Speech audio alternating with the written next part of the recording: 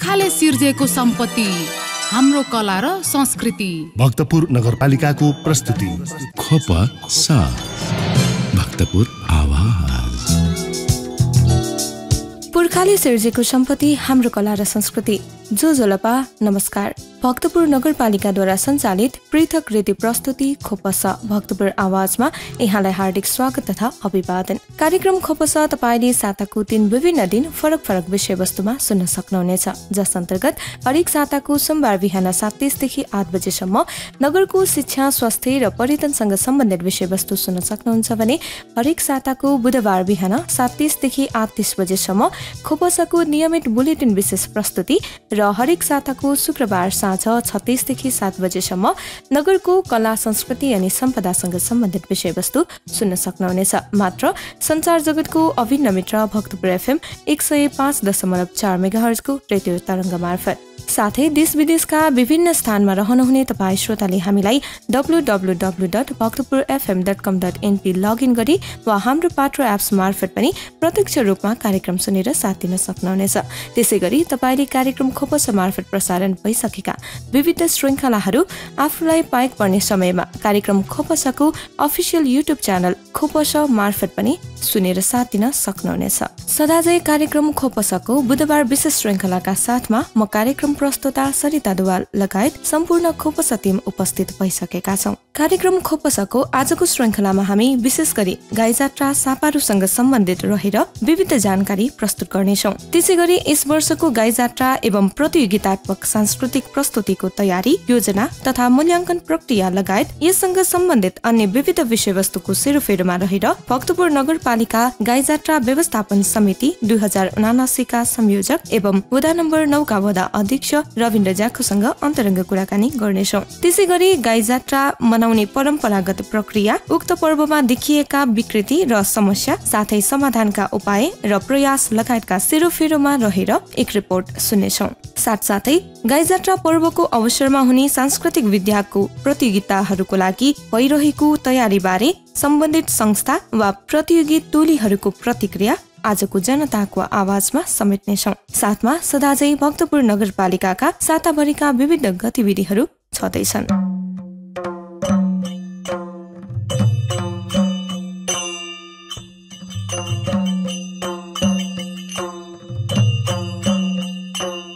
जीवित सम्पदा र जीवित संग्रहालयको रूपमा रहेको भक्तपुरले नेवारी संस्कृतिको विविध आयामहरूलाई प्रस्तुत गर्दै आएको छ। नेवारहरूका विविध चाडपर्व, मौलिक जीवनशैली, संस्कार, डाफा भजन, परम्परागत बाजागाजा र आधुनिक तथा सांस्कृतिक नृत्य समूहले यहाँको अमूर्त कलालाई जीवन प्रदान गर्दै आइरहेको छ। यिनै विविध पर्वहरू मध्ये एक विशेष पर्व हो गाईजात्रा। नेवार समुदायले विशेष पर्वको रूपमा मनाउने यस पर्वलाई नेवारी भाषामा सापारु भनिन्छ। साको अर्थ गाई र पारुको अर्थ प्रतिपदा भनी बुझिन्छ। राजा प्रताप मल्लको छोराको मृत्युपछि शोकमा डुबेकी रानीलाई नगरका घरमा पनि कसै न कसैको मृत्यु हुन्छ भनी देखाउन गाईजात्रा पर्व निकाल्न सुरु गरेको किम्वदन्ती भए तापनि यो पर्व धेरै पहिलेदेखि नै प्रचलनमा रहेको इतिहास छ। वर्षभरि ज्यान गुमाएका आफन्तहरूको दिवंगत आत्माको सम्झना तथा आत्माको शान्तिका लागि गाईका विविध स्वरूपलाई नगर परिक्रमा गराए मृत आत्माले सजिलैसित स्वर्गलोकमा पुग्छन् भनी धार्मिक विश्वास रहेको छ भने गाईजात्राको दिन स्वर्गमा ढोका खुल्ने र मृत आत्मा सजिलै गाईको पुच्छर समातेर बैतडी नदी पार गरी स्वर्गलोकमा पुग्छ भन्ने जनविश्वास समेत रहिआएको छ। भाद्र कृष्ण प्रतिपदादेखि अष्टमीसम्म 8 दिन मनाइने यस पर्वको अवसरमा समाजमा विद्यमान विकृति र विसङ्गति उजागर गर्न सार्वजनिक रूपमा मनोरञ्जनात्मक तथा राजनैतिक व्यङ्ग्यहरू, नाटक वा नृत्यहरू प्रदर्शन गर्ने गरिन्छ। गाईजात्राका अवसरमा भक्तपुरमा माका प्याखङ, नगान्चा प्याखङ, लाखे प्याखङ, देवी नाच, भैरव नाच, लुसिचा प्याखङ लगायतका नाच, त्यसै गरी विविध व्यङ्ग्यात्मक नाटकहरू प्रदर्शन गर्ने गरिन्छ। गाईजात्रामा पछिल्लो समय अभिव्यक्त गरिने नाच र व्यङ्ग्यात्मक प्रस्तुतिहरूमा राजनीतिक र सामाजिक विसङ्गतिहरूलाई बढी लक्षित गर्ने गरिएको देखिन्छ। पुस्तौं पुस्तादेखि एक पुस्ताबाट अर्को पुस्तामा नतुतिने गरी सिप हस्तान्तरण हुँदै आएको हाम्रो मौलिक पर्वलाई निरन्तरता दिन र यहाँको सांस्कृतिक आयामहरूलाई संरक्षण र सम्वर्धन गर्न भक्तपुर नगरपालिकाले हरेक वर्ष गाईजात्रा पर्वमा प्रदर्शन हुने विविध विद्याहरूको प्रतियोगिता गरी उचित मूल्याङ्कन र पुरस्कार वितरण गर्दै आइरहेको छ भने यस वर्ष पनि यस कार्यले निरन्तरता पाएको छ। कोरोना संक्रमणका कारण विगत 2 वर्ष औपचारिकतामा मात्रै सीमित भएको सापारो पर्व यस वर्ष भने भक्तपुरमा सभ्य, व्यवस्थित र भव्य रूपमा मनाइने भएको छ।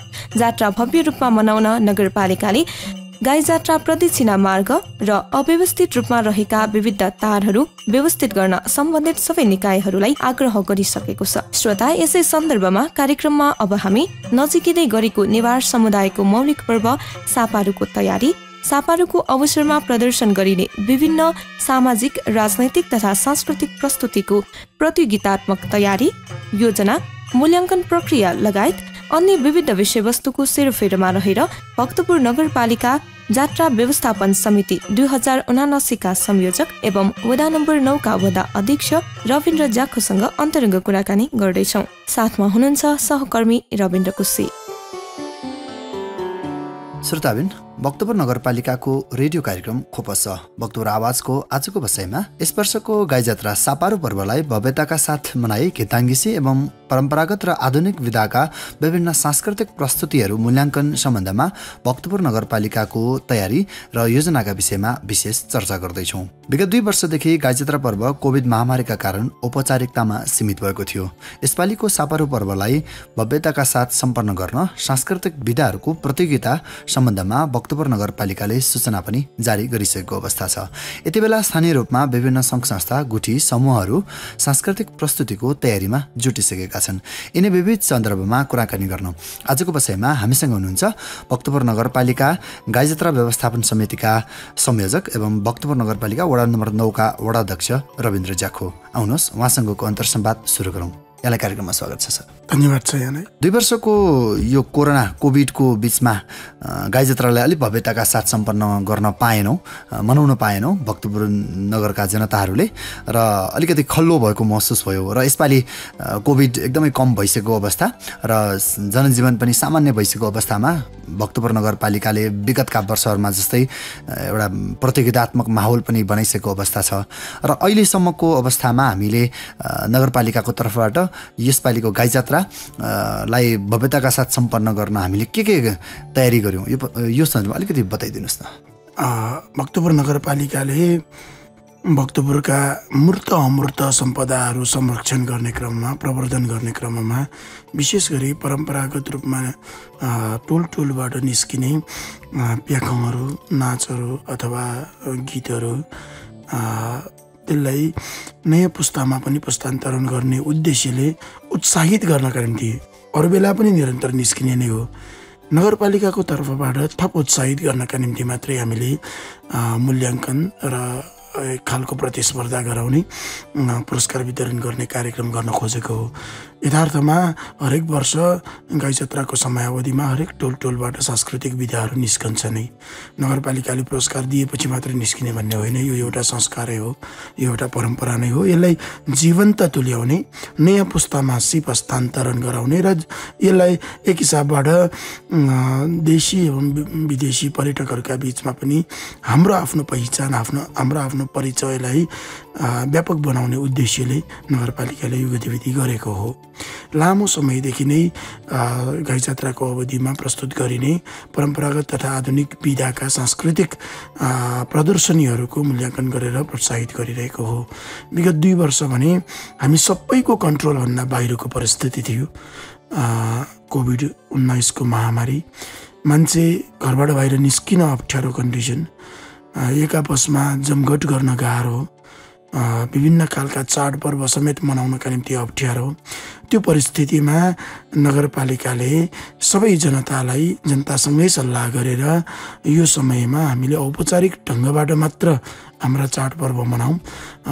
अरू बेला जस्तै धेरै मान्छे जम्मा हुने गरी कार्यक्रमहरू नगरौँ, किनभने कुनै पनि बखत महामारी फैलियो भने उपचार गर्न निकै गाह्रो हुन्छ, धनजनको क्षति हुन्छ भनेर हामीले आह्वान गऱ्यौँ। सम्पूर्ण भक्तपुरवासी जनताले नगरपालिकाको आह्वानलाई सहर्ष स्वीकार गरे र त्यही आधारमा औपचारिकतामा मात्र सीमित भयो। यो वर्ष पनि अब कोभिड कम भएको भन्न त मिलेन। अहिले तथ्याङ्क हेर्दाखेरि कोभिडको सङ्क्रमण क्रमशः बढिरहेको छ। एउटा अब जनताहरूमा थोरै ढुक्क हुने वातावरण के भयो भने हामीले खोप लिएका छौँ कोभिड विरुद्ध। त्यसकारण त्यति धेरै पहिलाको जस्तै तर्सिहाल्न पर्ने स्थिति छैन कि भन्ने मानसिकता हो। मानसिकता अलिक बलियो छ, किनभने उपचार पनि भइरहेको छ भन्ने खालको पनि भयो। दोस्रो, अब कोभिडलाई पनि सामान्य जनजीवनकै अङ्गकै रूपमा लिएर जान पायौँ भने अनि उत्पादनमूलक गतिविधिहरू पनि हुन्छ। नभए त सधैँभरि कठ्याङ्ग्रिएर कोठाभित्रै बस्दाखेरि पनि गाह्रो हुन्छ, हाम्रा संस्कृतिहरू पनि क्रमशः मर्दै जान्छ भन्ने कुराहरू पनि उठिसकेपछि त्यसो भए योपालि कस्तो परिस्थिति हुन्छ, मिलेको परिस्थितिमा त्यही अनुसार गतिविधि गर्ने भनेर हामीले योपालि सूचनाहरू प्रकाशित गरेको। सूचना प्रकाशित गर्नु पूर्व पनि नगरभरिका सांस्कृतिक गुरुहरूसँग हामीले छलफल गरेका थियौँ, सांस्कृतिक विज्ञ व्यक्तिहरूसँग पनि छलफल गरेका थियौँ, जनप्रतिनिधि साथीहरूसँग पनि, सामाजिक अगुवाहरूसँग पनि छलफल गरेका थियौँ र त्यो छलफलको निष्कर्षको रूपमा अहिले आएको हो। त्यसकारण यो वर्ष अहिले गुनीपुनी, सापारो र कृष्णाष्टमीसम्मको अवधिमा प्रदर्शन गरिने जति पनि परम्परागत एवं आधुनिक विधाका प्रस्तुतिहरू छन्, इभन घिन्टाङ्गेसीदेखि लिई ती सबैको व्यवस्थित मूल्याङ्कन गर्ने र उहाँहरूलाई उत्साहित गर्नका निम्ति पुरस्कारको बन्दोबस्त गर्ने यो सूचना हामीले जारी गरेका छौँ। सूचना अनुसार धेरै ठाउँमा विभिन्न खालको प्रदर्शनीको तयारी भइरहेको, रिहर्सलहरू भइरहेको हामीले जानकारी पाएका छौँ र उहाँहरूलाई अनुशासित रूपमा अगाडि बढाउनका निम्ति एउटा प्रक्रियागत रूपमै जाउँ भनेर साउन महिनाको 26 गते बिहिबारसम्म प्रत्येक वडा कार्यालयमा र सँगै पर्यटक सेवा केन्द्र खौमा काउन्टरमा दर्ता गर्ने कुराहरू पनि हामीले राखेका छौँ। यो दर्ता गर्नुको अर्थ व्यवस्थित गर्नका निम्ति मात्रै हो। यसको अर्थ अब त्यसो भए घिन्टाङ्गेसी पनि के गर्ने भन्ने होला। घिन्टाङ्गेसीको हकमा हामीले दर्ता गर्ने कुरा गरेका छैनौँ, किनभने बिहानैबाट घिन्टाङ्गेसी सुरु हुन्छ। त्यो घिन्टाङ्गेसी सुरु भएकोलाई हामी निश्चित ठाउँमा बस्छौँ, त्यसको चिट बनाउँछौँ, आएअनुसारको दर्ता त्यहीँ गर्छौँ, मूल्याङ्कन पनि त्यहीँ गरेर त्यसलाई टुङ्ग्याउने गर्छौँ। त्यो बाहेक अब रात्रिकालीन समयमा, सन्ध्याकालीन समयमा प्रदर्शन गरिने गतिविधिहरूको हकमा चाहिँ दर्ताको प्रक्रियालाई हामीले अगाडि बढाएका हौँ। यो बिचमा अब भक्तपुर नगरपालिका एउटा सांस्कृतिक रूपले पनि महत्त्वपूर्ण क्षेत्रको रूपमा हामीले विगत लामो समयदेखि लिँदै आएका छौँ र गाई जात्रा सापारो पर्व भक्तपुरको एउटा गौरवको विषय पनि हो र यहाँ प्रदक्षिणा मार्ग, विशेष गरी गाई जात्रा हिँड्ने मार्ग भनेर पनि छुट्याइएको छ र त्यो मार्गहरूमा अब बाटो मर्मतदेखि लिएर जीर्ण भएका घरहरू पनि अब यो भूकम्प पछाडिका अझै पनि केही घरहरू जीर्ण रहेको अवस्थामा या टेको लागेकै अवस्थामा पनि घरहरू रहेका छन् र केही घरहरू त अत्यन्त घर भत्काउनै पर्ने अवस्थामा पनि रहेको हामीले जानकारी पायौँ र निर्माण सामग्री व्यवस्थापनको सूचना पनि आइसकेको अवस्था छ। यो बिचमा यस्तो यो क्षेत्रको तयारी चाहिँ हामीले कसरी गरिरहेका छौँ? यो विषयमा हामीले सम्बन्धित सरकारवाला पक्षहरू जस्तो टेलिकम भयो, प्राधिकरण, विद्युत प्राधिकरण भयो, इन्टरनेट सेवा प्रदायक, त्यस्तै गरी केबल नेटवर्क, विशेष गरी तारसँग सम्बन्धितको हकमा उहाँहरूसँग हामी 3-4 चरणमा बैठक बसेका छौँ। आजै मात्र पनि हामी बैठक बस्यौँ। जहाँ जहाँ समस्या छ, तारसँग सम्बन्धित, पोलसँग सम्बन्धित, त्यो सबै हामी सूचीकरण पनि गऱ्यौँ। सम्बन्धित क्षेत्रलाई हामीले त्यो दियौँ पनि। अनि अस्ति 20 गतेसम्ममा केही हदसम्म उहाँहरूले सुधार गर्नुभयो, अझै सुधार गर्न बाँकी यो छ भनेर आज हामीले बैठकमा प्रस्तुत पनि गऱ्यौँ। 24 गतेसम्ममा उहाँहरूले आफ्नो जिम्मामा रहेका तारहरूको बन्दोबस्त गर्ने, व्यवस्थापन गर्ने भनेर उहाँहरूले वचन दिनुभएको छ। 25 गते बिहान हामी जनप्रतिनिधिहरू, सामाजिक अगुवाहरू, सांस्कृतिक व्यक्तित्वहरू, कर्मचारीहरू सबै मिलेर हामी बिहान 7 बजे खौमाबाट प्रदक्षिणा मार्गको अवलोकन गर्छौँ, सरसफाइ पनि गर्छौँ। बिचबिचमा प्रदक्षिणा मार्गमा निर्माण सामग्रीहरू, भग्नावशेषहरू रहेका छन् भने त्यो पनि सफा गर्छौँ। तारहरूको अस्तव्यस्तता छ भने तारहरू काट्छौँ पनि। तहमा चलाउनको निम्ति अप्ठ्यारो नहुने ढङ्गबाट त्यो सूचना हामीले जारी गरेका छौँ, आज निर्णय गरेका छौँ। यस सँगसँगै जसको घरहरू भूकम्पको पछाडि भनौँ अलि जीर्ण अवस्थामा रहेका तिनीहरूलाई हामीले वडा कार्यालय मार्फत पनि नगरपालिका मार्फत पनि तपाईँको जीर्ण अवस्थामा रहेको घर कुनै पनि बखत भत्किएर धनजनको क्षति हुनसक्छ, त्यसैले समयमै व्यवस्थित गरिदिनु होला, भत्काइदिनु होला, भग्नावशेष हटाइदिनु होला भनेर हामीले सबैलाई पत्राचार र खबर पनि गरेका छौँ। उहाँहरूले त्यही अनुसार काम गर्छौँ पनि भन्नुभएको छ। कतिका निर्माण सामग्रीहरू पनि राखिएका छन्, हामी अगाडि नै त्यसलाई हटाइदिन्छौँ भनेर पनि भनिरहनु भएको छ। 25 गते हामी सबै जनताहरू नै मिलेर ती सरसफाइको कामहरू पनि गर्छौँ। यो काम अहिले हामीले यसको लागि आवश्यक तयारी गरिरहेका छौँ, जनतालाई सुसूचित पार्ने गतिविधि पनि अगाडि बढाएका छौँ। मैले यसमा जस्तै अब भिडभाड हुने समय यो जात्रा मेला पर्वमै हो र बिस्केट जात्राको समयमा पनि यी कुराहरू भइरहेकै कुरा भयो र अलिकति अब भूकम्पकै क्षतिकै विषयमा कुराकानी गर्दाखेरि अलिकति पूर्ण जीर्ण भएका घरहरू अझै पनि गल्लीहरूमा प्रदक्षिणा मार्गमै नपरे तापनि गल्लीहरूमा चोकहरूमा अझै पनि रहेको जानकारी जनताहरूले दिइरहेका छन् र अब यसलाई प्रत्यक्ष अप्रत्यक्ष रूपमा सम्भवतः तपाईँ वडाध्यक्ष या जनप्रतिनिधिमा पनि पुगेको हुनुपर्छ, तर अलिकति जनप्रतिनिधि यतातिर अलि चासो कम दिए भन्ने गुनासो पनि गरे। यी घरहरू अब त्यो जसको घर हो, जो घरको मालिक हो, उसले चाहिँ त्यति वास्ता गरेको अवस्था रहेन, तर जनताहरू चाहिँ त्रसित भइरहेको अवस्था पनि छ भनिन्छ। यसलाई अर्को उपाय अरू केही छ, अनुरोध गर्ने बाहेक अरू उपाय छैन त? यो विषयमा अब कसैको निजी सम्पत्ति भएको नाताले कसैको निजी सम्पत्तिमाथि नगरपालिका अथवा स्थानीय त आफै जानुभन्दा अगाडि सम्बन्धित त्यो व्यक्ति जग्गाधनी या घरधनी जो हुनुहुन्छ उहाँसँग सरसल्लाह गर्नैपर्छ। हामी सल्लाह गरिरहेका छौँ। कसैको पनि सम्पत्तिमा अकस्मात गएर क्षति पुर्याउने काम हामी गर्दैनौँ।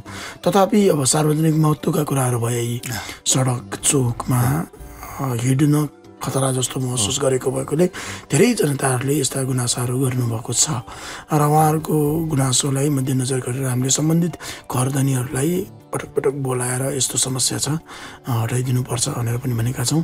धेरैजना सकारात्मक पनि हुनुहुन्छ। केहीको घरमा अब पारिवारिक समस्या, दाजुभाइ बिचको समस्या पनि छ, आर्थिक समस्या पनि छ, एकैचोटि हामी गर्न सक्दैनौँ भन्ने पनि छ। कतिको सांसद यारहरूसँग नमिलेका कुराहरू पनि छन्। अनेक कुराहरू छन्, एउटा मात्र फ्याक्टर होइन। त्यो कारणले गर्दाखेरि कतिले चाहेर पनि गरिरहनु भएको छैन, कतिसँग आर्थिक अवस्था नभएर पनि गरिरहनु भएको छैन।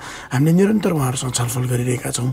कम्तीमा तपाईँको भग्न स्ट्रक्चरको कारणले गर्दाखेरि, जीर्ण स्ट्रक्चरको कारणले गर्दाखेरि बटुवाहरूलाई अथवा सर्वसाधारणलाई नकारात्मक असर नपरोस्, यसमा अलिकति सचेत बनिदिनु पर्यो भनेर हामीले निरन्तर आग्रह गरिरहेका छौँ। उहाँहरूसँग छलफल पनि गरेका छौँ। कुनै दिन त्यस्तो पनि आउला, एक दुईवटा साह्रै अप्ठ्यारो अब घरधनीले पनि नमानेको परिस्थिति अथवा स्थानीय जनतालाई पनि निकै गाह्रो परिस्थिति भएको अवस्थामा नगरपालिका आफैले पनि इनिसिएसन गर्छ।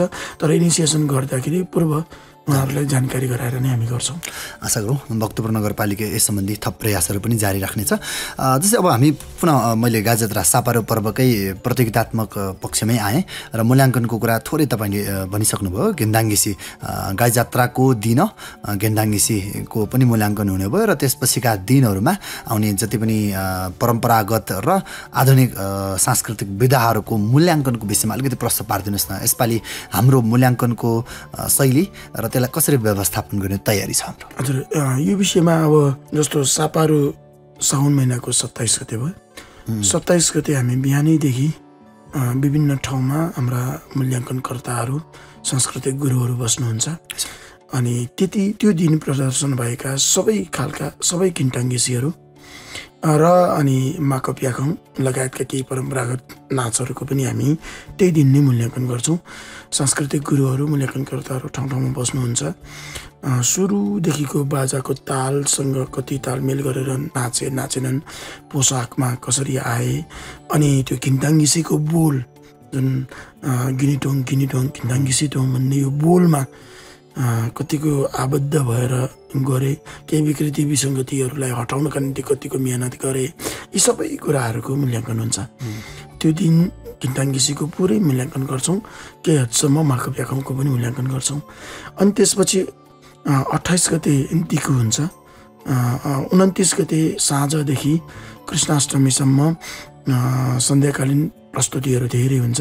त्यसको पनि हामी विभिन्न ठाउँमा मूल्याङ्कन गर्न बस्छौँ र त्यहाँ प्रदर्शन हुनेहरूलाई हामी विभिन्न कुराहरूमा ध्यान राख्छौँ। जस्तो परम्परागत तर्फका विषयवस्तुहरू प्रस्तुतिहरू छन् भने पोसाकको लागि 10, अभिनय 25, ताल 20, बाजा 15, अनुशासन 5, कलाकार 5, गण 5, नगर परिक्रमा 5 र समयको परिपालना 5 गरेर 100 अङ्क यसरी डिभाइड गरेर हामी मूल्याङ्कन गर्छौँ परम्परागत तर्फको हकमा। आधुनिक विधाको प्रस्तुतिको हकमा पोसाकमा 5, अभिनयमा 20, विषयवस्तुमा 25, समयको परिपालनामा 5, अनुशासनमा 5, कलाकारमा 5, प्रस्तुतिमा 5, नगर परिक्रमामा 10, अन्त्य कसरी गर्छ त्यसमा 5 र निर्देशन पक्षमा 15 गरेर 100 अङ्क यसरी वर्गीकरण गरेर त्यो अनुसारको मूल्याङ्कन गर्छौँ। र त्यो मूल्याङ्कनकै आधारमा अब एक ठाउँमा मात्र होइन, ठाउँ ठाउँमा हामी मूल्याङ्कन गर्छौँ। सबै मूल्याङ्कनकर्ताहरूको त्यो मूल्याङ्कित त्यो जुन अङ्क छ त्यसलाई एकै ठाउँमा राखेर अनि एभरेजमा लिएर हामी प्रथम, द्वितीय, तृतीय सान्त्वनासम्मको व्यवस्था गरेर पुरस्कारको व्यवस्था गर्छौँ। त्यसपछि अर्को यसमा नियमको रूपमा हामीले के भन्यौँ भने कुनै नाच लामो कुनै छोटो त्यस्तो पनि हुन्छ। यसलाई एउटा निश्चित फ्रेमवर्कमा ल्याउने गरी समयावधि पनि तोकेका छौँ। जस्तो पहिलो व्याख्यान भयो, शेर सिंह छैन भने 20 मिनट, शेर सिंह छ भने 30 मिनट। यो देवी व्याख्यानको हकमा पनि सेम भयो। ख्या व्याख्यानको हकमा 8 मिनट, कवान्चा व्याख्यान, किचा व्याख्यान, मेखा व्याख्यान, जङ्गली व्याख्यान, हनुमान व्याख्यान, गा व्याख्यान, तुम व्याख्यान यस्तो लगायत 7 मिनट होइन। ख्याल नाटक र गीती व्याख्यान भयो भने 25 मिनट जतिको होइन। त्यस्तै गरी भालु व्याख्यान भयो भने 20 मिनट, माको व्याख्यान भयो भने 10 मिनट, हुला व्याख्यान भयो भने 5 मिनट, गरुड व्याख्यान, सिंह व्याख्यान, दैत्य व्याख्यान लगायतको भयो भने 10 मिनट। यसरी हामीले त्यो छुट्याएका छौँ र त्यो समयावधिभित्र उहाँहरूले सकाउनुपर्छ। त्योभन्दा लामो समय गयो भने त्यो अनुसारको मार्किङ पनि घट्दै जाने व्यवस्था पनि हामीले गरेका छौँ। यी कुराहरू पनि भयो। त्यो बाहेक अर्को पनि हामीले के कुरा गऱ्यौँ भने जुन गाई जात्रा प्रदक्षिणा मार्ग भन्यौँ, सबै सांस्कृतिक प्रस्तुतिहरू त्यो प्रदक्षिणा मार्गको परिक्रमा गरेकै हुनुपर्छ, हामीले त्यो पनि भनेका छौँ। परम्परागत विधाहरूमा नयाँ कलाकारहरू समावेश भएकोलाई अलि बढी प्राथमिकता दिने भनेर पनि भनेका छौँ। समय सापेक्ष प्रस्तुति, समय सापेक्ष भन्नाले आधुनिक विषय पनि होला अथवा कति परम्परागत नाचहरूमा पनि अहिलेको समय सुहाउँदो जनतालाई सन्देश, त्यहाँ चाहे राजनीतिक, सामाजिक, सांस्कृतिक सन्देश राम्रो दिन सक्ने खालको पनि हुनु पर्यो र अश्लील शब्द, अश्लील अभिनय नभएको हुनु पर्यो भनेर पनि भनेका छौँ। अनुशासित रूपमा उपस्थित भएको पनि हुनु पर्यो भनेर हामीले भनेका छौँ। यी कुराहरूलाई ध्यानमा राखेर हाम्रा मूल्याङ्कनकर्ता अग्रजहरूले मूल्याङ्कन गर्नुहुन्छ। र सापारुको दिन भक्तपुरमा अरू जिल्लाबाट पनि घिन्डाङ्गिसी लगायतका सांस्कृतिक विधाहरू प्रस्तुत गरेको विगतका इतिहासमा हामीले देखिरहेका छौँ। कहिले भोजपुरबाट आउनुहुन्छ, कहिले पोखराबाट आउनुहुन्छ, ललितपुरबाट आउनुहुन्छ, काठमाडौँबाट आउनुहुन्छ, इभन चितवनबाट पनि आउनुहुन्छ। उहाँहरू अरू दिन त आउनुहुन्न, सापारुको दिन आउनुहुन्छ।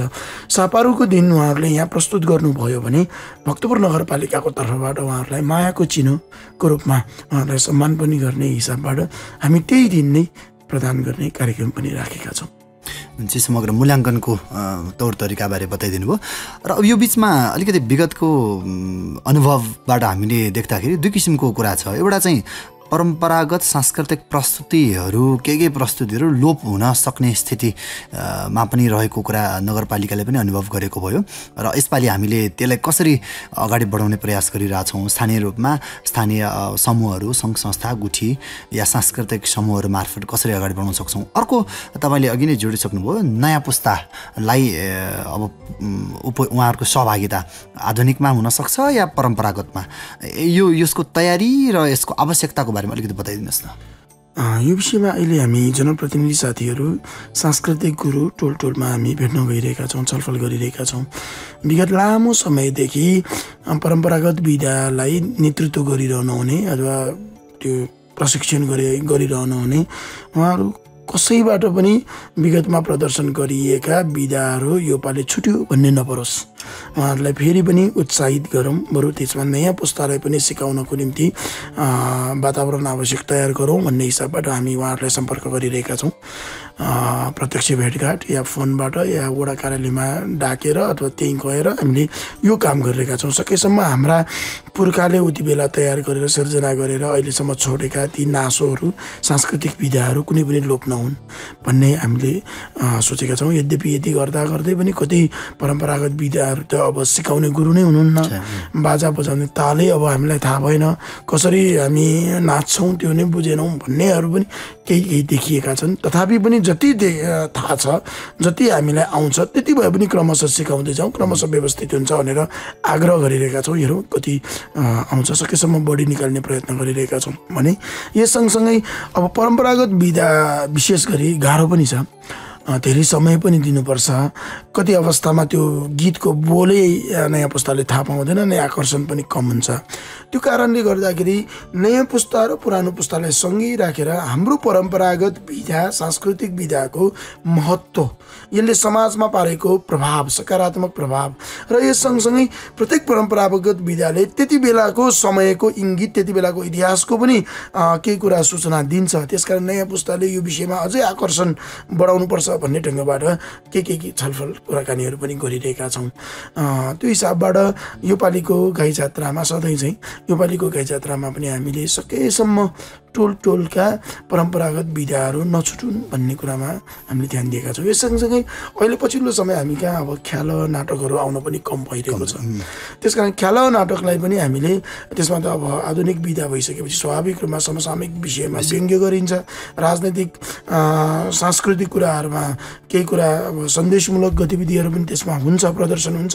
त्यसकारण त्यसलाई पनि हामी उत्साहित गर्न प्रयत्न गरिरहेका छौँ। पक्कै पनि भक्तपुर नगरपालिकाले यस सम्बन्धमा विगतमा पनि केही प्रयासहरू भइरहेको हामीलाई जाहेर छ। श्रोताबिन, भक्तपुर नगरपालिकाको रेडियो कार्यक्रम कोपस भक्तपुर आवाजको आजको बसाइमा यस वर्षको गाई जात्रा सापारू पर्वलाई भव्यताका साथ सम्पन्न गर्न भक्तपुर नगरपालिकाले गरिरहेको प्रतियोगितात्मक सांस्कृतिक प्रस्तुतिको तयारीको सम्बन्धमा कुराकानी गर्दैछौँ र आजको बसाइमा हामीसँग हुनुहुन्छ गाई जात्रा व्यवस्थापन समितिका संयोजक एवं भक्तपुर नगरपालिका वडा नम्बर 9 का वडा अध्यक्ष रविन्द्र ज्याखोज्यू। लगभग यो बसाइको हामी अन्तमा आइसक्यौँ र कार्यक्रमको अन्तमा यो कार्यक्रम सुनिरहनु हुने सम्पूर्ण श्रोताहरूमा भक्तपुर नगरपालिकाको तर्फबाट यो वर्षको गाई जात्रालाई थप व्यवस्थित बनाउनको लागि के कस्तो सहयोग गर्न सकिन्छ र जनतालाई नगरपालिकाको तर्फबाट के आह्वान गर्न चाहनुहुन्छ? यसमा म दुईवटा कुरा यो कार्यक्रम मार्फत सर्वसाधारण आमा बुवा दाजुभाइ दिदीबहिनीहरूमा सम्प्रेषण गर्न चाहन्छु। पहिलो, यो वर्ष गुनीपुनी र सापारू कहिले गर्ने भन्ने कुरामा जनताहरूमा निकै अन्यल देखियो।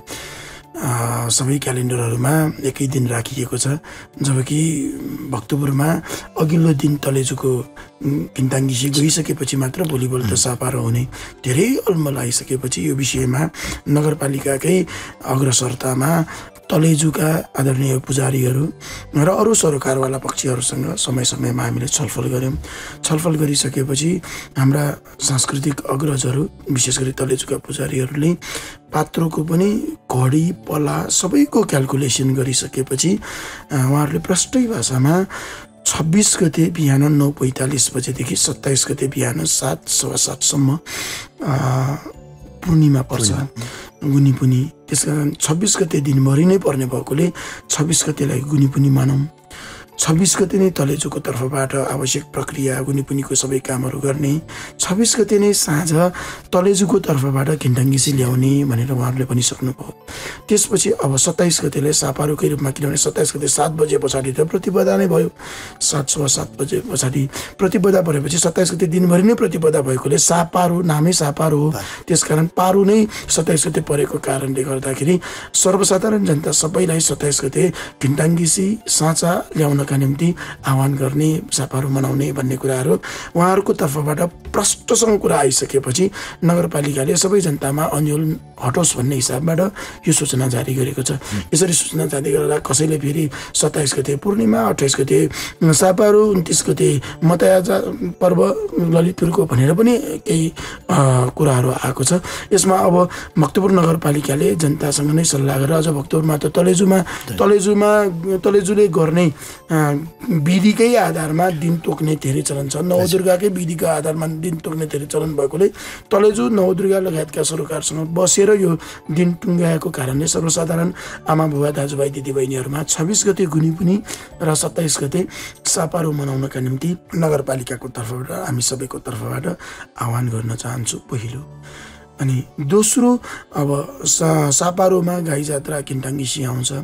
किन्टाङ्गिसी सकेसम्म व्यवस्थित गर्न खोजेको हामीले, किनभने भक्तपुरको किन्टाङ्गिसी विशेष प्रकारको त्यसैले सोनिग काठमाडौँ उपत्यकाका अरू व्यक्तिहरू पनि त्यति मात्र होइन, उपत्यका बाहिरका धेरै जनताहरू भक्तपुरको किन्टाङ्गिसी विशेष भनेर हेर्न आउनुहुन्छ। विदेशी पर्यटकहरू पनि नाच्नुहुन्छ, हेर्न आउनुहुन्छ, यति रमाइलो गर्नुहुन्छ। यहाँका सबै जनताहरू नाच्न जान्छन् भनेर मक्ख पर्नुहुन्छ। यति राम्रो गौरवको यो जात्रामा सकेसम्म विकृति विसङ्गति नल्याउँ।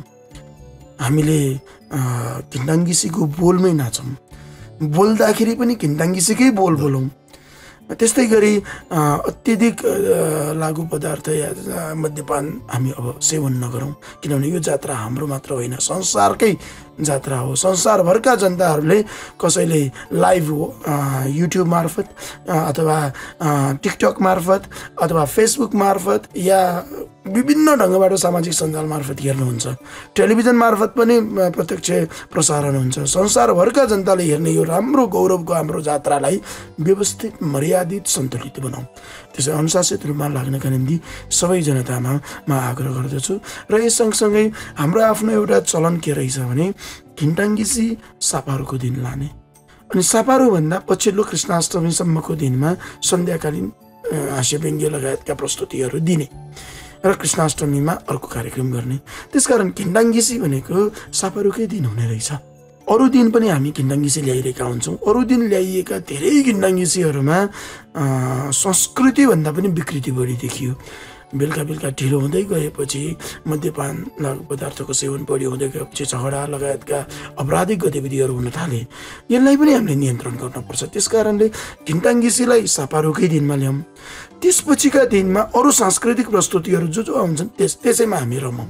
र किन्टाङ्गिसी पछाडि सापारो पछाडि त भाराईको जात्रा पनि हुन्छ होइन, दत्तात्रेयको पनि हुन्छ, विभिन्न जात्रा पनि हामीसँग रहेकोले जुन दिन जे गर्नुपर्ने हो हाम्रो परम्पराले छुट्याएको दिन अथवा हाम्रो संस्कृतिको रूपमा रहेको दिन त्यही अनुसार हामीले व्यवस्थित रूपमा मनाउन सक्यौँ भने भक्तपुर साँच्चै जुन रूपमा सांस्कृतिक सहरको रूपमा हामीले संसारभर प्रचार गरिरहेका छौँ, हामीले आफ्नो गर्वका साथ हामीले आफ्नो परिचय दिइरहेका छौँ, यसमा अझै छाती फुलाएर गर्व गर्ने ठाउँ रहन्छ भन्ने लाग्छ।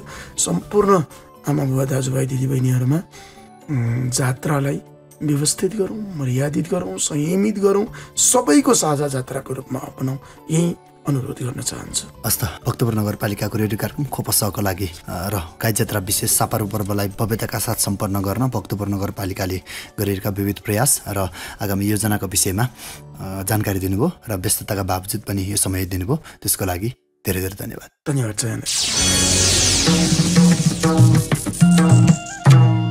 पुर्खाले सिर्जेको सम्पत्ति हाम्रो कला र संस्कृति भक्तपुर नगरपालिकाको प्रस्तुति खोप साथ भक्तपुर आवाज। कार्यक्रममा यहाँलाई पुनः स्वागत छ श्रोता। यतिखेर तपाईँ सुन्दै हुनुहुन्छ भक्तपुर नगरपालिकाद्वारा सञ्चालित पृथक रेडियो प्रस्तुति खोपस भक्तपुर आवाज।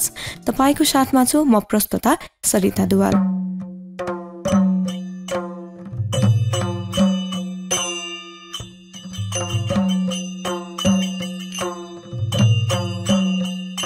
काठमाडौँ उपत्यका लगायत नेपालका विभिन्न भागमा विशेषतः नेवार समुदायले विभिन्न स्वरूपमा मनाइने गाई जात्रा पर्वले परम्परागत धार्मिक र सांस्कृतिक महत्त्व बोकेको छ। भक्तपुरको गाई जात्रालाई अन्य भागमा मनाइने गाई जात्रा भन्दा भिन्न र मौलिक शैलीको रूपमा लिइन्छ। भक्तपुरको किन्ताङ्गिसी र ताहासाको विशेषता र मौलिकताले सबैको ध्यान भक्तपुरमा मनाइने सापारो पर्वतिर तानिरहेको छ, जसकारण गाई जात्रामा उपत्यकाका विभिन्न ठाउँबाट जात्रा हेर्न र अवलोकन गर्नेको संख्या बाक्लो रहन्छ।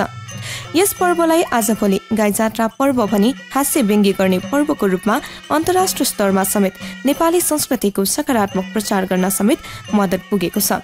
यस पर्वको सेरोफेरोमा विभिन्न कार्यक्रम आयोजना गरी समसामयिक राजनैतिक सामाजिक विकृति र विसङ्गतिको विषयलाई निर्धक्कता साथ प्रस्तुत गर्ने गर्दछ। श्रोता, यसै सन्दर्भमा कार्यक्रममा अब हामी गाई जात्राको इतिहास, मनाउने परम्परागत प्रक्रिया, पर्वमा देखिएका विकृति र विसङ्गति, समाधानका उपाय र प्रयास लगायत यससँग सम्बन्धित अन्य विविध विषयवस्तुको सेरोफेरोमा रहेर सहकर्मी श्रीराम काशीवालले तयार पार्नु भएको एक रिपोर्ट कार्यक्रमको अबको प्रस्तुतिमा। नेवार संस्कारभित्र गरिने संस्कारहरूमध्ये मृत्यु संस्कारसँग सम्बन्धित पर्व हो गाई जात्रा अर्थात् सापारु। गाई जात्रा पर्वका दिन दिवंगत भएका व्यक्तिको सम्झनामा ताहामचा बनाई नगर परिक्रमा गर्ने गरिन्छ। कला र संस्कृतिको सहर भक्तपुरमा गाई जात्रा मुख्य आकर्षणको रूपमा रहेको छ। तर आजभोलि यस पर्वमा आधुनिकता मौलानै गएको संस्कृतिविद ओम तौबदेल बताउनुहुन्छ। हाम्रो परम्परागत बाजाहरूको ठाउँमा अहिले विशेष गरिकन ब्यान्ड बाजाहरू बजाउनेदेखि लिएर विभिन्न प्रकारका आधुनिक वेशभूषाहरू, जुन चाहिँ परम्परागत वेशभूषाको ठाउँमा आधुनिक वेशभूषाहरूले स्थान लिन पुग्दाखेरि अब अचेलको जुन घेन्दाङ्गेसी अथवा सापारुमा चाहिँ बढी आधुनिकीकरण देखियो र हुँदा हुँदा हामीले चाहिँ त्यो घेन्दाङ्गेसीमा जुन एक आपसमा जुडाउने लट्ठीको ठाउँमा विभिन्न प्रकारका चाहिँ त्यहाँ चाहिँ हतियारहरू बोक्ने अथवा साइकलका दण्डीहरूदेखि लिएर त्यहाँ चाहिँ अनावश्यक रूपमा अथवा चाहिँ एक हिसाबले हो भने घातक जुन चाहिँ हात हतियारहरू समेत हामीले देख्दाखेरि ती चिजहरूबाट हामीलाई अथवा समाजलाई चाहिँ नकारात्मक असर परिराखेको छ। अब साथसाथै जुन परम्परागत वेशभूषाहरू हिजोको दिनमा गाई जात्रा अथवा सापारुको लागि भनेर हाम्रा पुर्खाहरूले साँचेर राखेका पुराना जुन चाहिँ राजा महाराजा अथवा चाहिँ जुन एक हिसाबले भन्यो हो भने हाम्रो परम्परागत ड्रेसहरू हुन्थे, ती ड्रेसहरू पनि अचेल चाहिँ नपाएको अवस्था र तिनीहरूको पनि उपयोगिता त्यति खास हुन नसकेको अवस्थामा चाहिँ अब अचेलको जुन चाहिँ यो सापारु अथवा घेन्दाङ्गेसी अथवा चाहिँ हाम्रा नाचगानहरूमा पूर्णतया आधुनिकीकरण देखिएको छ। काठमाडौँ उपत्यका नेवार बस्तीको बाहुल्यता रहेको क्षेत्र हो। यस पर्वमा नेपाल भाषाको माध्यमबाट सांस्कृतिक, सामाजिक, राजनैतिक समस्या तथा विकृति विसङ्गति उजागर गर्दै जनचेतना जगाउने कार्य भइआएको छ। तर आजभोलि यसमा कमी आउन थालेको उनको भनाइरहेको छ। सापारु अथवा गाई जात्रा भनेको एक हिसाबले सङ्गीत, गीत र नृत्यको एउटा प्रहसन अथवा चाहिँ त्यसलाई चाहिँ महत्त्वपूर्ण स्थान दिने एउटा महत्त्वपूर्ण चाहिँ पर्व हो। यो समयमा जुन चाहिँ नेपाल भाषाको पनि विकास हिजो गाइचा मेहरू, झ्याउरे मेहरू अथवा चाहिँ त्यसमा विभिन्न प्रकारका चाहिँ देशमा भएका जुन गतिविधिहरू राजनीतिक रूपले होस्, सांस्कृतिक रूपले होस्, सामाजिक रूपले होस्, समाजमा जुन चाहिँ एउटा भएका विसङ्गति विकृतिहरूलाई सचेत गराउने उद्देश्यले हिजोका गाई जात्रा अथवा सापारुहरू बढी केन्द्रित भएको अवस्थामा गाई जात्रा अथवा सापारुबाट जनताको जनस्तर अथवा चेतनालाई विकास गर्नको लागि मद्दत पुगेका देखिन्छ। तर अचेल आएर अलिकति त्यस्ता चेतनामूलक र समाजलाई चाहिँ बढावा दिने जस्ता खालका चाहिँ एउटा चाहिँ विषयवस्तुको अभाव पनि अहिलेको गाई जात्रामा अथवा सापारुमा हामीले देखिराख्नु यो एउटा महत्त्वपूर्ण अथवा चिन्ताजनक विषय हुन सक्छ। गाई जात्रा पर्वका अवसरमा अचेल विकृति र विसङ्गतिहरू पनि देखिन थालेका छन्। अहिले के कस्ता विकृतिहरू देखा परेका छन् त? संस्कृतिविद ओम तौबदेल। तर भक्तपुरको सापारु अथवा गाई जात्रा अन्य ठाउँको भन्दा महत्त्वपूर्ण र यहाँको एउटा चाहिँ एकदमै चाहिँ सबै मान्छेलाई एकचोटि हेर्नै पर्ने अथवा हेर्दै जाउँ जस्तो लाग्ने खालको भएको कारणले गर्दाखेरि काठमाडौँ उपत्यका र वरपरका मानिसहरू बढी जसो अहिले नेवार मात्र नभएर गैर नेवारहरू पनि सापारु अथवा गाई जात्रामा सरिक हुने परम्परा बढ्दै गएको छ यो पछिल्लो समयमा। र यो चाहिँ पछिल्लो समयमा जो बाहिरबाट आएका व्यक्तिहरू यसमा चाहिँ सम्मिलित हुँदाखेरि यहाँको मौलिक जुन सापारु अथवा गाई जात्रामा चाहिँ उहाँहरूलाई चाहिँ त्यति जानकारी नहुँदाखेरि उहाँहरू स्वतस्फूर्त त्यो सापारु अथवा गाई जात्रामा सरिक भइदिँदाखेरि यसमा चाहिँ बढी जसो समस्या देखिएको हो। भक्तपुर नगरपालिकाले स्थानीय पाठ्यक्रममा समेत गाई जात्रा पर्वको महत्त्वबारे सामग्री प्रकाशन गरेको छ। गाई जात्रा पर्वमा देखिएका विकृति अनि यसमा देखा परेका समस्या हटाउन विद्यालय अभिभावकको दायित्व के हुन आउँछ त? यसमा स्थानीय जनताले के कुरामा ध्यान दिनुपर्छ? अब स्थानीय पाठ्यक्रमको कुरा गर्ने हो भने स्थानीय पाठ्यक्रममा यो जुन सापारु पर्वलाई पनि सम्मिलित गरेको आधारमा स्थानीय पाठ्यक्रमहरू पढाउने जुन शिक्षकहरू हुनुहुन्छ अथवा विद्यालयमा कार्यरत शिक्षकहरूले सापारुको बारेमा चाहिँ अझ बढी उहाँहरूको भूमिका हुन सक्छ। विशेष गरिकन यसमा धेरै ठुलो भूमिका हाम्रा गुरुहरू वर्गहरू, हाम्रा तोलका स्थानीय व्यक्तिहरूकोदेखि लिएर यसमा विद्यालय स्थानीय पाठ्यक्रमहरू पढाउने विद्यालयहरूदेखि लिएर स्वयं अभिभावकको पनि र हामी स्वयंको पनि भूमिका यसमा हुन्छ। र हामीले पनि यसमा चाहिँ के भने हामीले जुन सापारु पर्व जुन मनाउने छौँ त्यो सापारु पर्वको लागि हो यो एउटा स्वतस्फूर्त मानिसमा त्यत्तिकै चाहिँ त्यो पैदा भएर त्यो दिनमै चाहिँ अब म यो किसिमले चाहिँ गाई जात्रा अथवा सापारु पर्वमा सरिक हुन्छु भनेर मान्छेहरू स्वतस्फूर्त यसमा सरिक हुने अर्कै कुरा हो। तर के हो भने एउटा चाहिँ हामीले चाहिँ त्यसको लागि आवश्यक एउटा चाहिँ जुन चाहिँ अभ्यास, त्यसको लागि आवश्यक एउटा चाहिँ जुन एउटा चाहिँ हामीसँग हुनुपर्ने एउटा भिजन हो त्यो चाहिँ हरेक विद्यालय हरेक अभिभावकले पनि बनाएर यसमा सरिक हुने भनेको अहिले यङ जेनेरेसनहरू हो। विशेष गरिकन विद्यालयमा पढ्ने विद्यार्थी भाइ बहिनीहरू बढी जसो अहिले संलग्न देखिन्छ र उहाँहरूलाई चाहिँ गाई जात्रा अथवा सापारुको बारेमा चाहिँ विभिन्न प्रकारका यसको महत्त्वदेखि लिएर यसमा चाहिँ हामीले कस्तो किसिमले चाहिँ यसमा चाहिँ समाजलाई चाहिँ असर गर्ने, समाजलाई चाहिँ राम्रो सन्देश दिने किसिमले हामी सरिक हुन सक्छौँ भन्ने किसिमको एउटा चाहिँ शिक्षा अथवा अगाडि पूर्व योजना पूर्व तयारी हामीले चाहिँ गर्न सक्यौँ भने हाम्रो सापारु अथवा गाई जात्रामा बढी जसो परम्परागत शैलीबाट हाम्रो समाजलाई उद्देश्य हाम्रो समाजलाई राम्रो शिक्षा दिने खालका जुन चाहिँ एउटा चाहिँ महत्त्वपूर्ण सन्देश चाहिँ दिन सक्ने सापारुको रूपमा विकास गर्न नसकिने होइन। त्यसको लागि चाहिँ हरेक विद्यालय हरेक अभिभावक हरेक गुरुवर्गहरूदेखि लिएर स्थानीय व्यक्ति र अघि भने जस्तै स्वयं त्यसमा सरिक हुने व्यक्तिको पनि ठुलो भूमिका हुन्छ। विद्यार्थीहरूलाई अहिलेदेखि नै हाम्रो परम्परागत पोसाकबारे जानकारी दिन सक्यौँ भने हाम्रो चाहिँ जुन एउटा सापारु पर्वको महत्त्वपूर्ण मर्ममाथि चाहिँ ठेस नपुग्ने देखिन्छ। हाम्रा टिमहरू क्लबहरूले यो विभिन्न प्रकारका रक्सीको अथवा बियरको यस्तो चाहिँ तपाईँको एडभर्टाइज गरेका टी सर्टहरू लगाएर जुन यो सापारु पर्वमा आइदिँदाखेरि त्यसबाट चाहिँ धेरै ठुलो नकारात्मक असर परेको छ होइन। सबैले एउटै प्रकारको लुगा लाउँदाखेरि ड्रेस कोड जस्तो हुनु त स्वाभाविकै हो, तर त्यहाँ चाहिँ कुनै बियरको अथवा कुनै रक्सी ब्रान्डको चाहिँ जुन एडभर्टाइज गरेका विज्ञापन गरेका यस्ता प्रकारकालाई चाहिँ हामीले हतोत्साही गर्नुपर्छ र नियन्त्रण गर्नुपर्छ। कला र संस्कृतिको सहर भक्तपुरको प्रसिद्ध गाई जात्रा नजिकिँदैछ। यस बेला गाई जात्रा तयारीका लागि स्थानीय नगरवासीहरू पनि तयारी अवस्थामा रहेका छन्। गाई जात्रामा हुने विकृति हटाउन सबैले आआफ्नो ठाउँबाट पहल गर्न जरुरी छ। गाई जात्रा अर्थात् सापारु सभ्य र भव्य तरिकाले मनाऊ। खोपसको लागि श्रीराम काशीछको रिपोर्ट।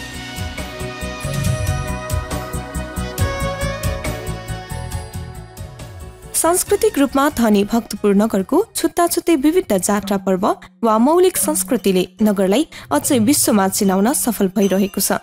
संस्कृति जगेर्ना गर्ने र सम्वर्धन प्रति भक्तपुर नगरपालिकाले निरन्तर रूपमा गर्दै आइरहेको कार्य निकै प्रशंसनीय छ। समय सापेक्ष रूपमा विभिन्न परम्परागत तथा आधुनिक सांस्कृतिक विधाहरू संरक्षण स्वरूप सांस्कृतिक गुरु नगरका दाफा भजन सांस्कृतिक टोली लगायतको भेलाले थप उत्साहित बनाउन मद्दत पुगेको छ। सापारुमा बढी भन्दा बढी सांस्कृतिक गतिविधिहरू प्रदर्शनीका लागि नगरवासीहरूलाई उत्साहित गर्न आवश्यक देखिन्छ। यस गाई जात्रा मार्फत जनतालाई राजनैतिक र सामाजिक रूपमा सचेत बनाउन समेत यस पर्वले मद्दत पुर्याउँदै आइरहेको छ। गाई जात्रा पर्वको अवसरमा हुने विभिन्न सांस्कृतिक आयामहरू र आधुनिक तथा परम्परागत सांस्कृतिक विद्याको प्रतियोगितात्मक प्रदर्शनी र उचित मूल्याङ्कन र पुरस्कारले नयाँ पुस्तालाई थप उत्साहित र प्रदर्शन गर्न हौसला पुगिरहेको छ। संस्कृति संरक्षण र सम्वर्धन गर्न नयाँ पुस्ता यस्ता नाचप्रति सकारात्मक भई लाग्नु गौरवको विषय हो। श्रोता, यसै सन्दर्भमा कार्यक्रममा अब हामी नजिकै गरेको गाई जात्रा पर्वको अवसरमा हुने सांस्कृतिक प्रतियोगिताहरूका लागि भइरहेको तयारी बारे सम्बन्धित संस्था वा प्रतियोगी टोलीहरूले दिनुभएको प्रतिक्रिया सुनेछौं आजको जनताको आवाजमा।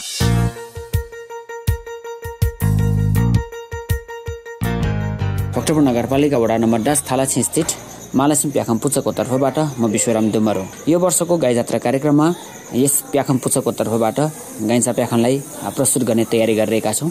यस प्याखम पुच्चबाट विगतका वर्षहरूमा पनि गाइसा प्याखनलाई प्रस्तुति गर्दै आइरहेका छौँ र यो वर्ष पनि हामीले त्यसैको निरन्तरताको रूपमा रहेको छ। र यो वर्ष पनि हामीले गाइचा प्याखङका गीतहरूमा सामाजिक समस्याका विसङ्गतिका कुराहरू, सामाजिक कुरीतिका कुराहरू, राजनीतिक विसङ्गतिका कुराहरू, देश र विदेशका विभिन्न परिस्थितिका कुराहरू, आम शोषित पीडित जनताका पक्षका कुराहरूलाई हामीले गीत मार्फत प्रस्तुत गर्ने जमर्को गरिरहेका छौँ। म मुक्ति सुन्दर जोदारी भक्तपुर वडा नम्बर 5 बाट मैले यो यसपालिको गाईजात्राको लागि यो महाकाली नाच देखाउनको लागि चाहिँ अहिले बेलुका चाहिँ यो विद्यार्थीहरूलाई चाहिँ अहिले प्रशिक्षण दिइरहेछौँ।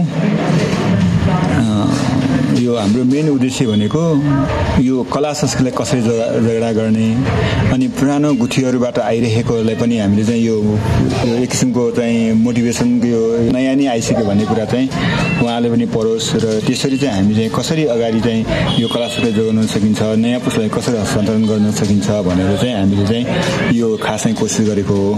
अहिले हामीले विशेष गरेर यो यसपालिको गाईजात्रामा हाम्रो यो महाकाली डान्स भयो, त्यसपछि चाहिँ ख्याक भयो, कवाङ भयो, जङ्गली भयो, सबै कुरा चाहिँ हामी यो हाम्रो लेकोमा अवस्थित मुक्ति म्युजिक ट्रेनिङ सेन्टरको तर्फबाट चाहिँ हामी भाग लिने चाहिँ कोसिस गरिरहेछौँ। यदि हाम्रो कल्चरलाई जोगाउन सक्यो भने हामी कहाँ चाहिँ एक किसिमको चाहिँ टुरिज्मको व्यवसाय पनि गर्नलाई सजिलो हुने र यो नाच्ने बेलामा चाहिँ हाम्रो स्वास्थ्य पनि राम्रो हुने र बाजा बजाउने बेलामा चाहिँ हाम्रो स्वास्थ्य पनि राम्रो हुने भएको हुनाले हामी यो कल्चरलाई चाहिँ बचाउनु पर्छ, प्रमोट गर्नुपर्छ भनेर चाहिँ हामी लागि परेका छौँ र सम्भवतः हामी चाहिँ यसपालिको गाईजात्रामा चाहिँ यो हाम्रो चाहिँ महाकाली नाच लिएर हामी चाहिँ प्रतियोगितामा भाग लिन्छौँ।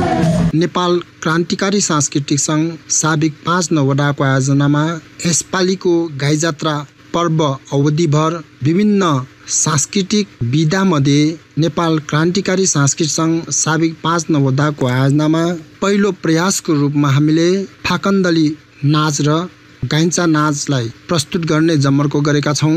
नेपाल क्रान्तिकारी सांस्कृतिक सङ्घको आयोजनामा हुन गइरहेको यस नाचलाई हामीले भव्य रूपमा प्रस्तुत गर्न नसके तापनि पहिलो प्रयासको रूपमा भएकोले हाम्रो क्षमताले जति भ्याएको छ त्यति हामीले तयारी गरिरहेका छौँ। गीतका लेखक दाजुभाइहरूले 8-10 वटा गीतहरू हामीलाई दिनुभएको छ। त्यसमध्ये हामीले 4-5 वटा तयारी अवस्थामा हामी पुगिसकेका छौँ। वडाभरिका दाजुभाइ तथा दिदीबहिनीहरूको सहयोग प्राप्त भइरहेको छ। गीत गाउनको लागि दाजुभाइहरूले पनि त्यतिकै साथ दिनुभएको छ। नाचगानको लागि साना साना भाइ बहिनीहरूले साथ दिइरहनु भएको छ। आगामी दिनहरूमा पनि यसरी साथ र सहयोगको अपेक्षा गर्दै यसपालिको पहिलो प्रयासलाई सफलतामा पुर्याउन सम्पूर्णले सहयोग गर्नुहुनेछ भन्ने आशा लिएका छौँ। पुर्खाले सिर्जेको सम्पत्ति हाम्रो कला र संस्कृति भक्तपुर नगरपालिकाको प्रस्तुति खोप साथ भक्तपुर आवाज। कार्यक्रममा यहाँलाई पुनः स्वागत छ श्रोता। यतिखेर तपाईँ सुन्दै हुनुहुन्छ भक्तपुर नगरपालिकाद्वारा सञ्चालित रेडियो प्रस्तुति कार्यक्रम खोपस भक्तपुर आवाज। श्रोता, हामी कार्यक्रमको अन्तिम प्रस्तुतिमा छौँ। सदाझै साताभरिका विविध गतिविधिहरूका साथमा हुनुहुन्छ सहकर्मी दिपेन्द्र प्रजापति। नेपाल सरकार संस्कृति पर्यटन तथा नागरिक उड्डयन मन्त्री माननीय जीवनराम श्रेष्ठको अध्यक्षतामा काठमाडौँ उपत्यकामा पर्यटन क्षेत्रको विकास र प्रवर्धन सम्बन्धमा शुक्रबार काठमाडौँ उपत्यका प्रमुख एवं प्रमुख प्रशासकीय अधिकृतहरूबीच छलफल कार्यक्रम बिहिबार सम्पन्न भएको छ।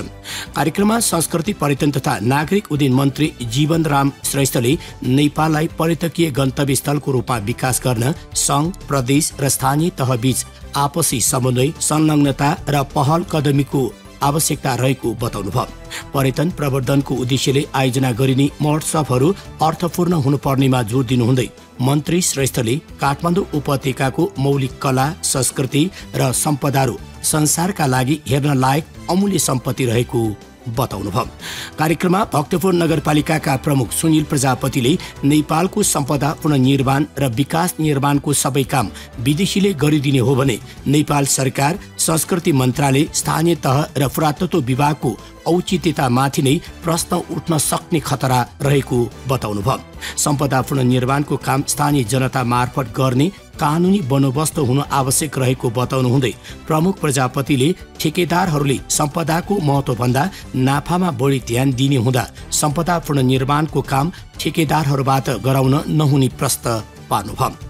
उहाँले नेपालका विभिन्न प्राकृतिक विपत्तिका कारण लोप भएका पुरातात्विक क्षेत्रको उत्खनन गरी प्राप्त प्रमाणको आधारमा सम्पदाको पुनर्निर्माण र सांस्कृतिक सम्पदाको परम्परागत शैलीमा सिंगारको व्यवस्था गर्नुपर्नेमा जोड दिनुहुँदै काठमाडौँ उपत्यकालाई प्रदूषण मुक्त, सफा र सुन्दर बनाई सांस्कृतिक केन्द्रको रूपमा विकास गर्नुपर्ने धारणा राख्नुभयो। कार्यक्रममा काठमाडौँ महानगरपालिकाका प्रमुख बालेन्द्र शाह, ललितपुर महानगरपालिकाका प्रमुख चिरीबाबु महर्जन, गोडावडी नगरपालिकाका प्रमुख गजेन्द्र महर्जन, दक्षिणकाली नगरपालिकाका प्रमुख मोहन बस्नेत, महालक्ष्मी नगरपालिकाका उपप्रमुख लक्ष्मी महर्जन, गोकर्णेश्वर नगरपालिकाका उपप्रमुख सान्नानी लामा, बुढानीलकण्ठ नगरपालिकाका प्रमुख मिठाराम अधिकारी र टोखा नगरपालिकाका प्रमुख प्रकाश अधिकारीले पनि आफ्नो धारणा राख्नु भएको थियो। उक्त कार्यक्रममा पर्यटन मन्त्रालयका उपसचिव सरोज कुमार पोखरेल, निमित्त सचिव बुद्धिसागर लामिछाने, काठमाडौँ महानगरपालिकाका प्रमुख प्रशासकीय अधिकृत, पुरातत्व विभागका कार्यकारी निर्देशक, पर्यटन बोर्डका प्रतिनिधिहरूले पनि आफ्नो धारणा राख्नु भएको थियो भने कार्ययोजनाका संयोजक होम प्रसाद लुइतीले कार्ययोजनाबारे प्रस्तुतिकरण देखाउनु भएको थियो। भक्तपुर नगरपालिकाद्वारा सञ्चालित खोप इन्जिनियरिङ कलेज र IEEE PES को संयुक्त आयोजनामा समाजको दिगो विकासका लागि ऊर्जाको भूमिका विषयक दोस्रो अन्तर्राष्ट्रिय सम्मेलनको समापन कलेज व्यवस्थापन समितिका अध्यक्ष एवं भक्तपुर नगरपालिकाका प्रमुख सुनिल प्रजापतिको प्रमुख आतिथ्यतामा सोमबार सम्पन्न भएको छ।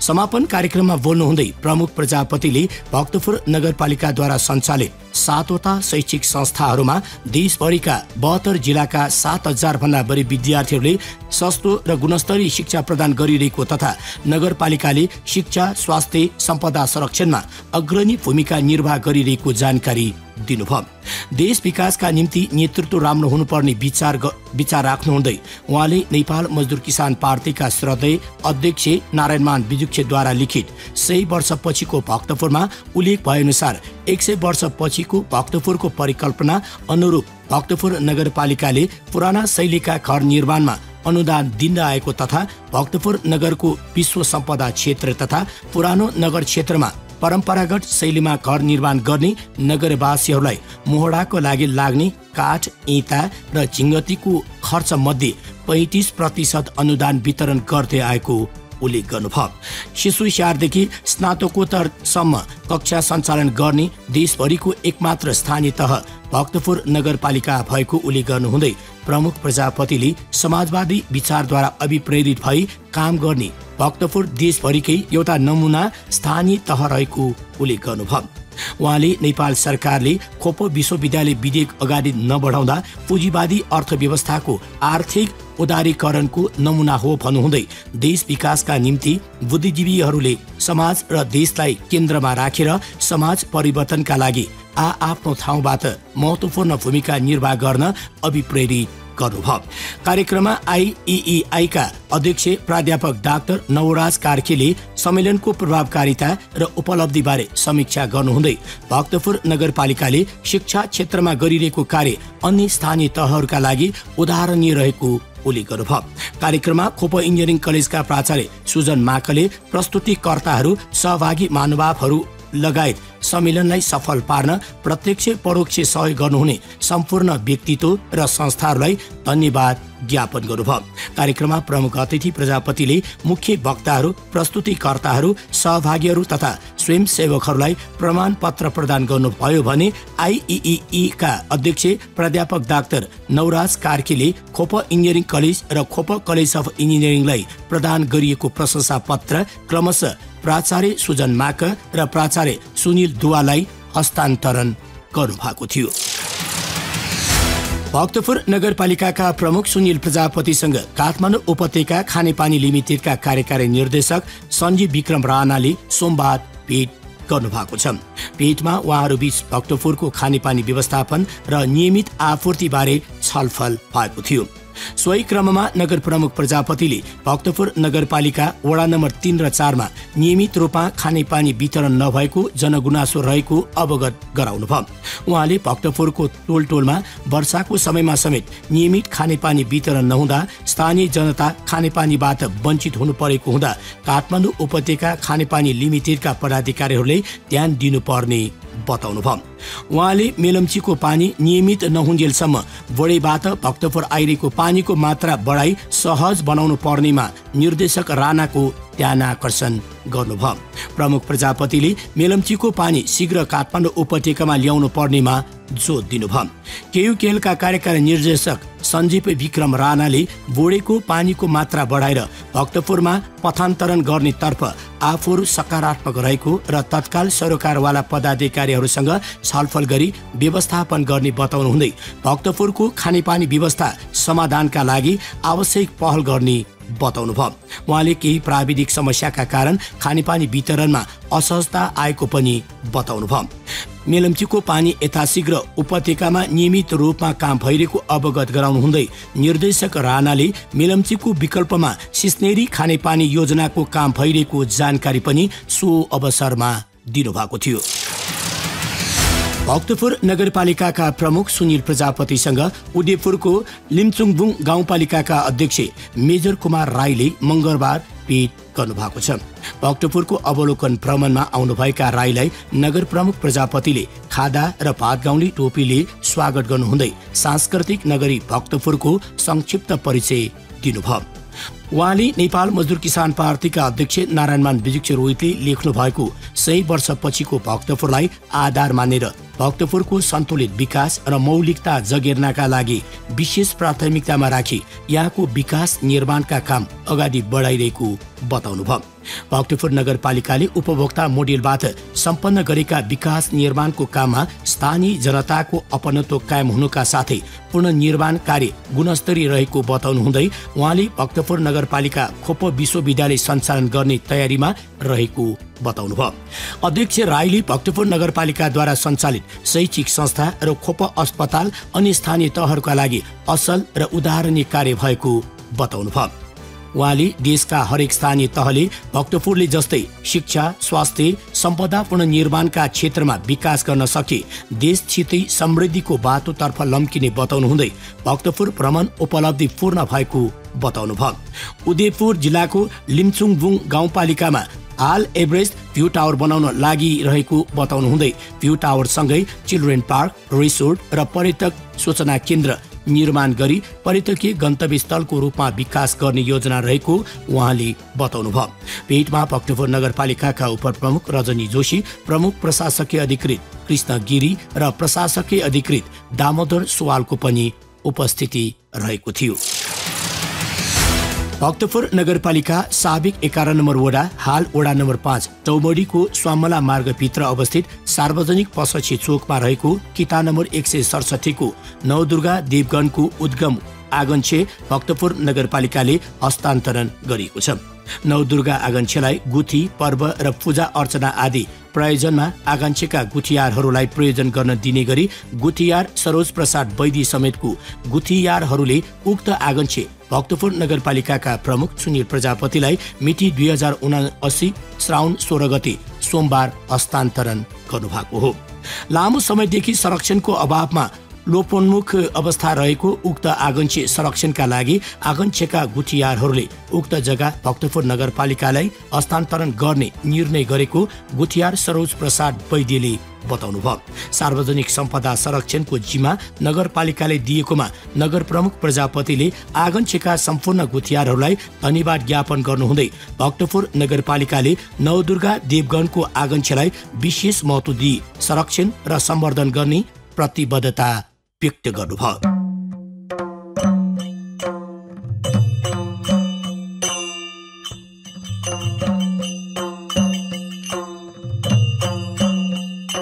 देशको कला संस्कृति जगेर्ना गर्नु हामी सबैको दायित्व भएको हुँदा गाईजात्रा मार्फत यहाँको हाम्रो मौलिक संस्कृति र सभ्यता झल्किने हुँदा सबैले सभ्य, व्यवस्थित र भव्य रूपमा यस पर्व मनाउन सबैले साथ सहयोग गरी अघि बढ्न आवश्यक छ। परम्परादेखि चल्दै आएको जात्रा र संस्कृति हाम्रो सभ्यता र पहिचान भएको हुँदा यसको संरक्षण र प्रवर्धनमा सिङ्गो नगर एकताबद्ध भए लागि यस पर्वलाई सफल बनाई आफ्नो मौलिक पहिचान बनाउन आवश्यक देखिन्छ। श्रोता, हामी लगभग कार्यक्रमको अन्तिमतिर आइसकेका छौं। कार्यक्रम खोपसाको आजको श्रृङ्खला तपाईलाई कस्तो लाग्यो?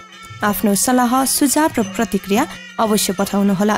प्रतिक्रिया पठाउने ठेगाना कार्यक्रम खोपसा भक्तपुर आवाज भक्तपुर नगरपालिका वा तपाईले कार्यालयको फेसबुक पेज भक्तपुर म्युनिसिपालिटी मार्फत पनि प्रतिक्रिया पठाउन सक्नुहुनेछ। भक्तपुर नगरपालिकासँग सम्बन्धित सम्पूर्ण सूचना एवं जानकारीका लागि नगरपालिकाको वेबसाइट www.bhaktapurmun.gov.np मा हेर्न सक्नुहुनेछ। साथै नगरपालिकाका अन्य विविध गतिविधिहरूका लागि नगरपालिकाका प्रकाशनहरू खोपपौ र भक्तपुर मासिक पनि पढ्न सक्नुहुनेछ। कार्यक्रम अवधिभर सुनेर साथ दिनुहुने सम्पूर्ण श्रोतालाई धेरै धेरै धन्यवाद। कार्यक्रम तयार पार्न सहयोग गर्नुहुने सहकर्मीहरू रविन्द्र कोशी, श्रीराम कासेछ्वा र दिपेन्द्र प्रजापतिलाई हार्दिक आभार। प्राविधिक सहयोगका लागि राजेश हादा र रवि हादालाई विशेष आभार। श्रोता, अर्को साता नयाँ श्रृङ्खलाका साथमा उपस्थित हुने नै छौं। तबसम्मका लागि कार्यक्रमबाट म कार्यक्रम प्रस्तुता सरिता दुवाल लगायत सम्पूर्ण खोपसा टिमलाई बिदा दिनुहोस्। तपाईको समय शुभ बितोस्। नमस्कार।